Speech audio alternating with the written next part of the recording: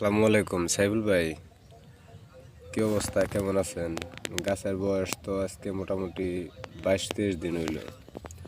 তো গাছের কি ঠিক আছে? গাছের পাতা না তো ভাই, গাছের পাতার কি এই কালারই হয় নাকি অন্য কোনো কালার আছে কিনা, আর গাছটা ঠিক আছে কিনা ভাই একটু